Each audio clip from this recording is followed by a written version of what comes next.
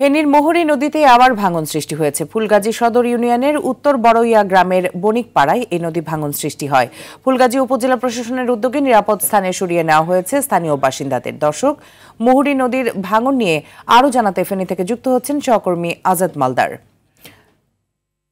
আজাদ, নদী ভাঙনের সর্বশেষ খবর আমাদের জানাবেন এবং ক্ষয়ক্ষতি কমাতে কর্তৃপক্ষের কোনো পদক্ষেপ আছে কিনা আমাদের জানাবেন।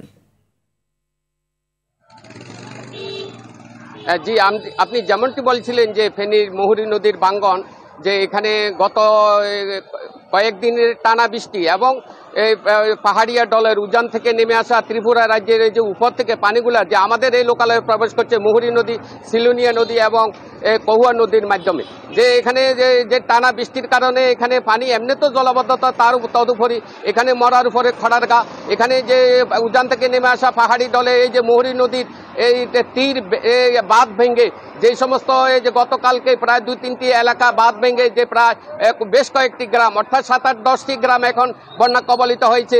যদিও আমি এখন দাঁড়িয়ে আছি ফেনীর ফুলগাজী বিলোনি আঞ্চলিক মহাসড়কের পোর্ট কানেক্টিং রোড বলা চলে।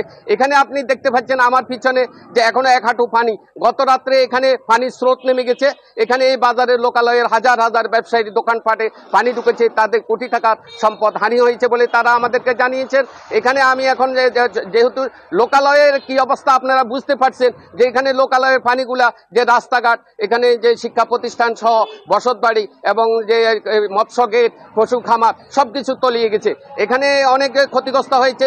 মানুষকে নিরাপদ স্থানে এখানে প্রশাসনের উদ্যোগে কালকে রাত 1টার দিকে জেলা প্রশাসন এখানে অবজার্ভ করে সেনাবাহিনী। জি, ধন্যবাদ আপনাকে।